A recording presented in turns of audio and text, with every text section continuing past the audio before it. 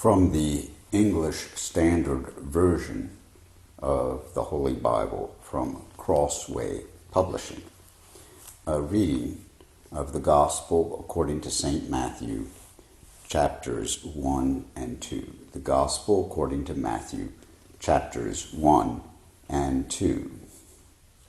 The book of the genealogy of Jesus Christ, the son of David, the son of Abraham.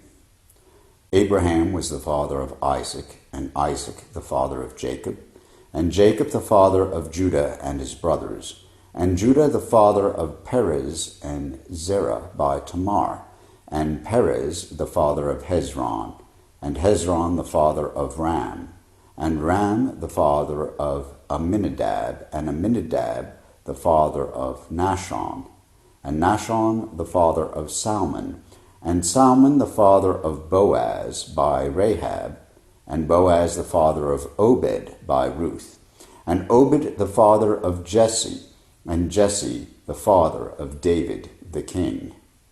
And David was the father of Solomon by the wife of Uriah, and Solomon the father of Rehoboam, and Rehoboam the father of Abijah, and Abijah the father of Asaph, and Asaph the father of Jehoshaphat, and Jehoshaphat the father of Joram, and Joram the father of Uzziah, and Uzziah the father of Jotham, and Jotham the father of Ahaz, and Ahaz the father of Hezekiah, and Hezekiah the father of Manasseh, and Manasseh the father of Amos, and Amos the father of Josiah, and Josiah the father of Jeconiah, and his brothers at the time of the deportation to Babylon. And after the deportation to Babylon, Jeconiah was the father of Shealtiel, and Shealtiel the father of Zerubbabel, and Zerubbabel the father of Abiud, and Abiud the father of Eliakim, and Eliakim the father of Azor, and Azor the father of Zadok, and Zadok the father of Achim, and Achim the father of Eliud, and Eliud the father of Eleazar, and Eleazar the father of Mattan, and Mattan the father of Jacob, and Jacob the father of Joseph, the husband of Mary, of whom Jesus was born, who is called Christ. So all the generations from Abraham to David were 14 generations, and from David to the deportation to Babylon, 14 generations, and from the deportation to Babylon to the Christ, 14 generations. Now the birth of Jesus Christ took place in this way. When his mother, Mary, had been betrothed to Joseph, before they came together, she was found to be with child from the Holy Spirit. And her husband Joseph, being a just man and unwilling to put her to shame, resolved to divorce her quietly. But as he considered these things, behold, an angel of the Lord appeared to him in a dream, saying, Joseph, son of David, do not fear to take Mary as your wife, for that which is conceived in her is from the Holy Spirit. She will bear a son, and you shall call his name Jesus, for he will save his people from their sins. All this took place to fulfill what the Lord had spoken by the prophet. Behold, the virgin shall conceive and bear a son, and they shall call his name Emmanuel, which means God with us. When Joseph awoke from sleep, he did as the angel of the Lord commanded him. He took his wife, but knew her not until she had given birth to a son, and he called his name Jesus. Now after Jesus was born in Bethlehem of Judea in the days of Herod the king, behold, wise men from the east came to Jerusalem, saying, Where is he who has been born King of the Jews? For we saw his star when it rose, and have come to worship him.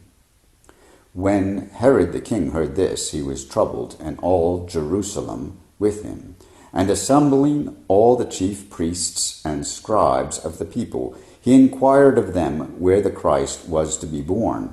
They told him, In Bethlehem of Judea, for so it is written by the prophet, And you, O Bethlehem, in the land of Judah, are by no means least among the rulers of Judah. For from you shall come a ruler who will shepherd my people Israel. When Herod summoned the wise men secretly and ascertained from them what time the star had appeared, and he sent them to Bethlehem, saying, "Go and search diligently for the child, and when you have found him, bring me word that I too may come and worship him." After listening to the king, they went on their way. And behold, the star that they had seen when it rose went before them until it came to rest over the place where the child was. When they saw the star, they rejoiced exceedingly with great joy. And going into the house, they saw the child with Mary his mother, and they fell down and worshipped him. Then opening their treasures, they offered him gifts, gold and frankincense and myrrh. And being warned in a dream not to return to Herod, they departed to their own country by another way. Now when they had departed, behold, an angel of the Lord appeared to Joseph in a dream, and said, "Rise, take the child and his mother, and flee to Egypt, and remain there until I tell you, for Herod is about to search for the child to destroy him." And he rose and took the child and his mother by night, and departed to Egypt, and remained there until the death of Herod. This was to fulfill what the Lord had spoken by the prophet, "Out of Egypt I called my son." Then Herod, when he saw that he had been tricked by the wise men, became furious, and he sent and killed all the male children in Bethlehem and in all that region who were 2 years old or under, according to the time that he had ascertained from the wise men. Then was fulfilled what was spoken by the prophet Jeremiah. A voice was heard in Ramah, weeping and loud lamentation, Rachel weeping for her children. She refused to be comforted, because they are no more. But when Herod died, behold, an angel of the Lord appeared in a dream to Joseph in Egypt, saying, "Rise, take the child and his mother, and go to the land of Israel, for those who sought the child's life are dead." And he rose and took the child and his mother, and went to the land of Israel. But when he heard that Archelaus was reigning over Judea in place of his father Herod, he was afraid to go there. And being warned in a dream, he withdrew to the district of Galilee. And he went and lived in a city called Nazareth, so that what was spoken by the prophets might be fulfilled, that he would be called a Nazarene. Here ends the first 2 chapters of the Gospel according to St. Matthew in the English Standard Version.